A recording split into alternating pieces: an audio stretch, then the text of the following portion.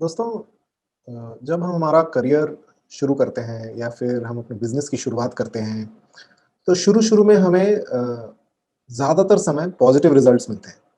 क्योंकि जब हम नौकरी पे होते हैं, तो हमारा काम या हमारा जो परफॉर्मेंस है, वो पूरी तरह हम पे निर्भर होता है, जब हम जूनियर लेवल पे होते हैं।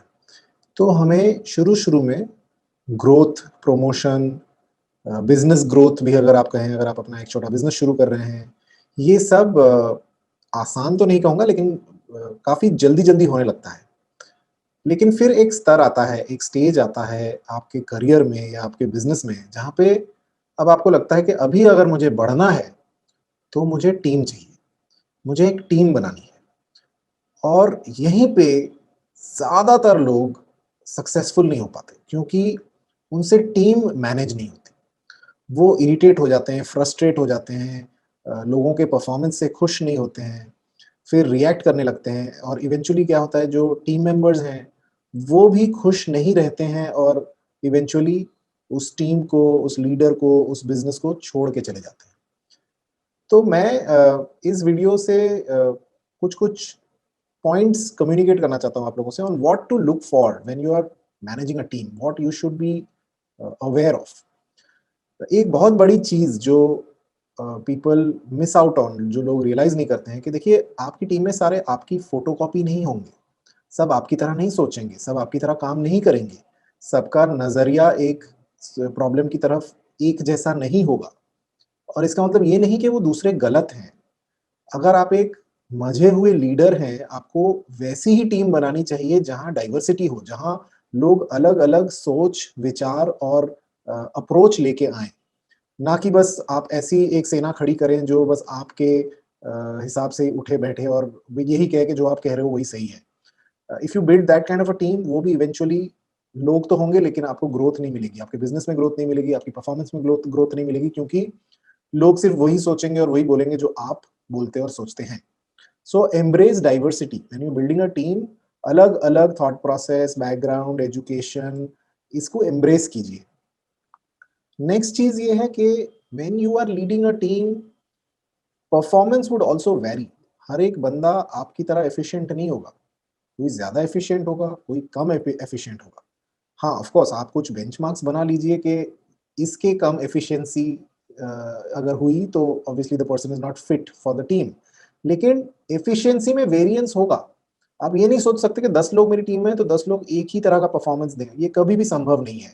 और होता क्या है, ज़्यादातर लीडर्स इसी चीज़ से फ्रस्ट्रेट हो जाते हैं कि अरे, एक बंदा ऐसा काम करना है, तो दूसरा क्यों नहीं कर रहा? तीसरी चीज़ ये है कि you have to understand what is the motivation of every member. हर एक इंसान का मोटिवेशन अलग होता है। अगर कोई 22 साल का लड़का है आपकी टीम में, उसको अगर आप बोलोगे कि सीईओ बनने का सपना देखो, वो तुम्हारे लिए इम्पोर्टेंट है, पता नहीं उसको समझ में आएगा कि नहीं। शायद उसके लिए बहुत इम्पोर्टेंट है वो 1.5 लाख का आईफ़ोन जो उसको खरीदना है। तो आप उनकी ज़िंदगी में झाँकिए, एक ऐसा एनवायरनमेंट बनाइए जहाँ लोग आपको बता सकें कि what is driving them to work, what is it that they are motivated about. उनको अपनी ज़िंदगी में नेक्स्ट क्या चाहिए। कोई 22 साल के लड़के को आईफ़ोन चाहिए, कोई अगर 28-27 साल के लड़के-लड़कियाँ हैं, जिन्होंने अभी शादी करी है, शायद उनको एक गाड़ी चाहिए, maybe they need an international vacation for which they need to save. लोगों के सपने अलग होते हैं, तो उन सपनों के साथ कनेक्ट कीजिए। फिर उन सपनों को पूरा करने का ज़रिया अगर आप बन सकें, अगर आपकी कंपनी बन सके, then it will make a lot of sense for these people to stay with you. Another thing which is very important is commanding respect.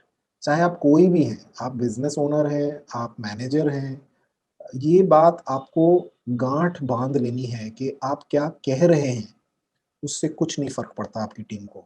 आप खुद क्या कर रहे हैं, what is it that you are demonstrating is what will determine आपकी team क्या करती है।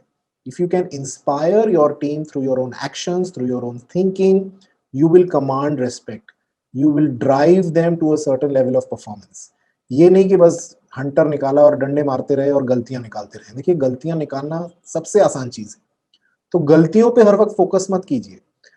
ये एज अ पेरेंट हमें सिखाया जाता है कि बच्चे जब गलती करें तो गलतियों पे फोकस मत कीजिए, उनको एनकरेज कीजिए कि गलतियों से वो क्या सीख रहे हैं। और ये रूल सिर्फ बच्चों पे लागू नहीं होता है, ये हम बड़ों पे भी लागू होता है। अगर कोई सिर्फ हमारी गलतियां ही निकालता रहता है, हम उसके आसपास खुश नहीं होते, हम प्रोडक्टिव नहीं होते हैं।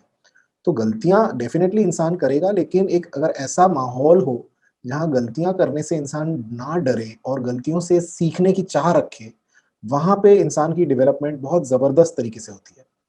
तो ये सब चीज़ें if you are a leader, if you are a manager, आपको ध्यान रखनी पड़ेंगी that people will make mistakes. How do you react to that mistake will determine whether another mistake is made which is adding to their learning और people are just playing to safe. बहुत ज़्यादा safe खेलेंगे तो business ऐसे ही irrelevant हो जाएगा इन a few years. Reward जो भी मिलेगा बिज़नेस का, वो भी शेयर करना है आपको। ऐसे आप वो लाला जी नहीं बन सकते कि भई सारा पैसा जो आया वो मेरे पास ही है, बस मैं तो इनको सैलरी देता हूँ, बस सैलरी से ही काम रखें। आप उनको एक शेयर्ड विज़न दिखाइए कि अगर बिज़नेस का मुनाफ़ा एक्स से वाई जाएगा, तो उसका कुछ हिस्सा उनको भी मिल सकता है। अगर आप अपने सक्सेसेस और रिवॉर्ड शेयर करेंगे, तो होगा क्या, जो आपका विज़न है कंपनी के लिए, ग्रोथ के लिए, वो उनका भी विज़न धीरे-धीरे बन जाएगा। लेकिन if you hold your vision too close to your heart, too protective about the vision, then it will never become a shared vision. दूसरों का विजन कभी नहीं बनेगा, दूसरों का सपना कभी नहीं बनेगा। और जब तक वो दूसरों का सपना नहीं बनता है, आपका प्रोजेक्ट, आपका बिजनेस सीमित रह जाएगा। इसीलिए अगर आप सच में कुछ बड़ा करना चाहते हैं, तो आपको एक अच्छा टीम लीडर बनना पड़ेगा। और टीम लीडर बनने के लिए ये सारी चीजें आप में डेवलप करना बहुत जरूरी है। बस आज मुझे इतना ही कहना था। I hope the video was useful. I will come back again with something interesting the next time. Thank you so much. Bye bye.